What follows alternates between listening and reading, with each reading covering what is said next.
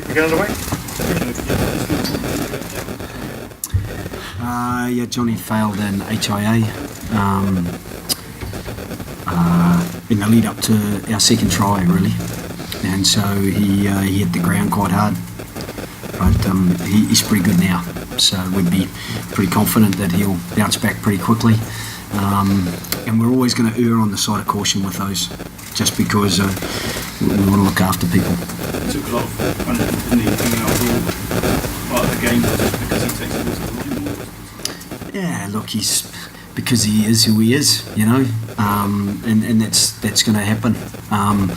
And he probably knew he was only playing 20 minutes, so he tried to jam it all into one quarter.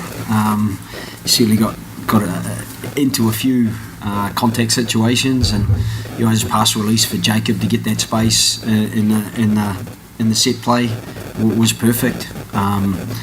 The guy probably maybe could have got to Jacob if he wasn't that intent on getting at Johnny. So, sometimes that works to our advantage. Joe, where was that game won for you today? I thought our set piece was really strong. Our line out was very good when we got some line outs. We were probably a bit unlucky with them all. We've had a bit of a look at a couple of those just in the changing room now. And then the scrum was good. I felt we did get a little bit of reward initially, and then it kind of deteriorated into a spin-a-thon, really. So they were a couple of really good things for us, and I think our defence, I saw a stat at half-time, 34% of the first half was spent in our 22, and we didn't have the ball there. So that was massive for us, and then I think 36% of it was in the next half, in the next quarter of the game. So effectively, we spent over 70% of the first half in our own territory, and it was pretty hard to get out. It was blustery. Our kicking game was not where it should be, and that made it difficult as well. Was Johnny Sexton stamped on? He copped a stamp. Yeah, it certainly wasn't. I don't even think it was a Scottish foot. I think it was one of our guys who tripped over him. Yeah. Did you notice immediately, Joe, if it was in the build-up to the Stockdale try on 17 minutes, he came off after 24? Yeah, I think that was the first knock, and then he got another knock after that. So it was a little bit cumulative, really. And it was, he got a stamp on the ankle, and it was really when they were going on to treat that they just decided that he wasn't 100% and that they needed to do an HIA, and then he didn't pass the HIA. Did you talk about some of the kicking game? Johnny had one strange kick out of his hand, and then Conor Murray had two. Was that a communication issue, or? It was just. I think it was just a cohesion issue, to be honest. And we've got to get better at that. I think our kicking game is a strength for us as a rule, and we'll be looking to probably remedy a few of those things and get a bit more continuity.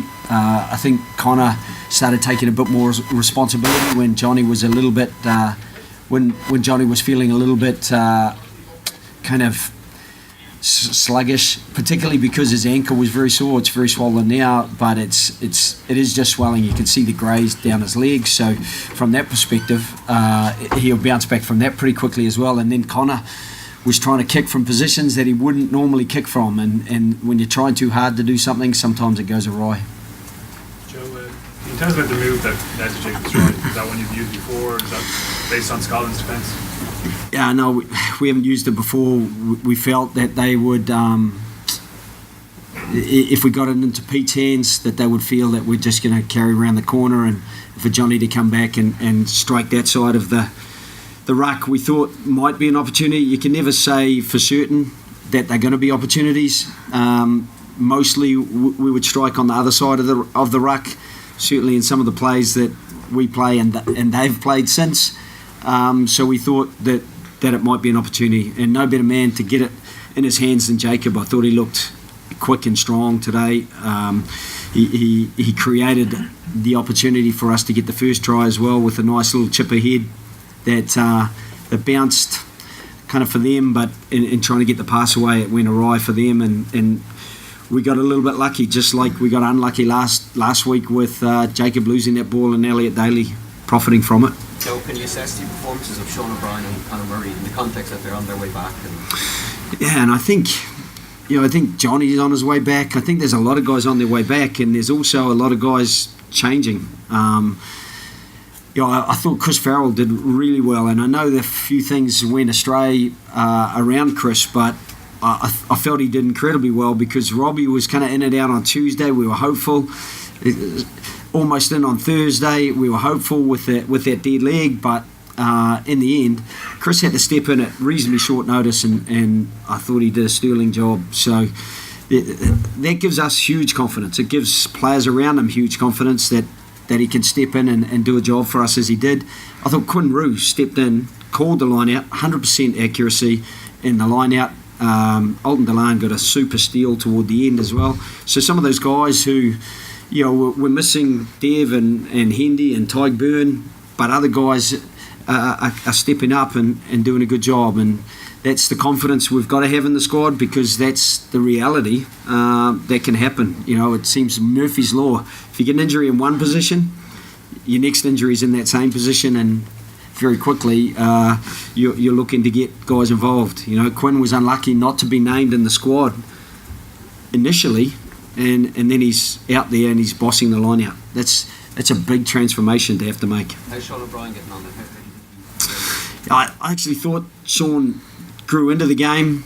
He got some fantastic pressure. He got a turnover at one stage that was decided as a scrum, and I thought he got some great pressure on the ball, and I thought Bundy Aki was incredibly unlucky twice to be penalised, when it looked to me like he did put one hand down, but the ball was available and he plucked it. But those are the things that Sean brings for us. He gets great pressure on the ball, and on another day he might have got a couple of turnovers.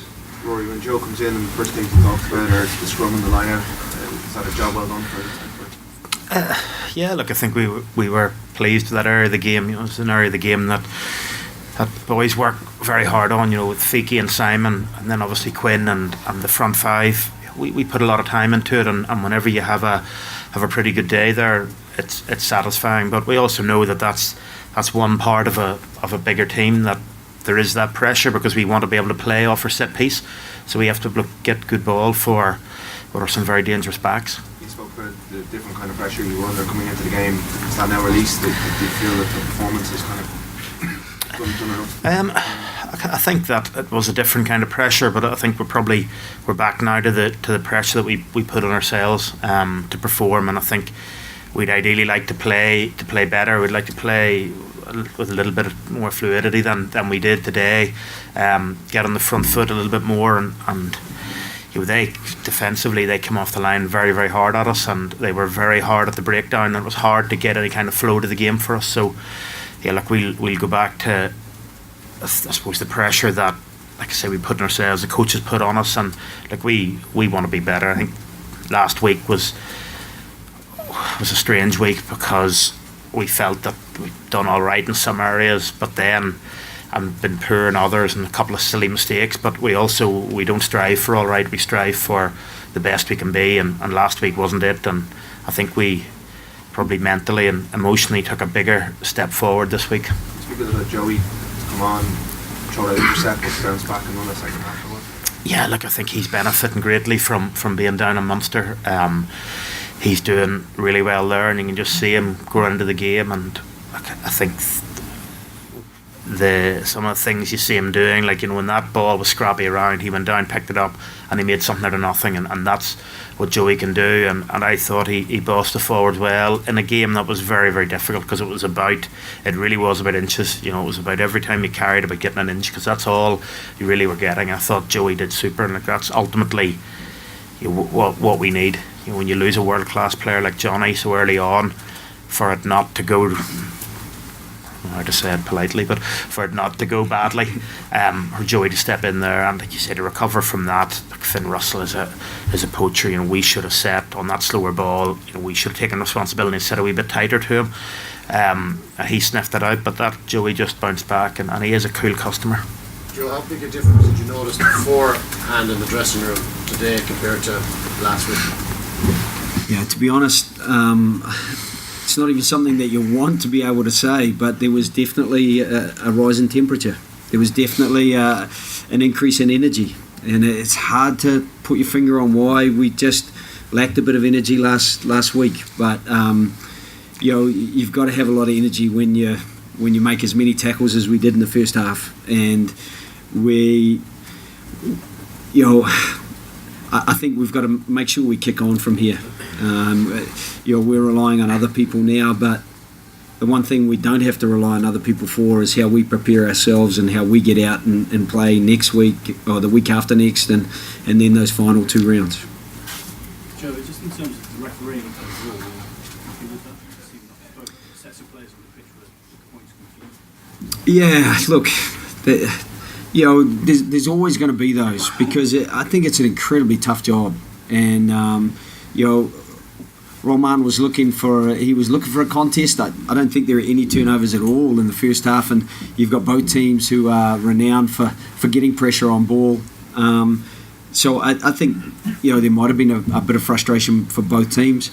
Probably we'll be looking for a bit of clarity around some of those scrums toward the end, and certainly our line-out drive, the one that was quite close to the line and I think got turned over. So there's always things that you're looking for clarity on, but you've got 30 men running around and one guy trying to make sure that he can see everything, and it is difficult. So I'd understand from Roman's perspective, and that there would be a bit of frustration on both sides.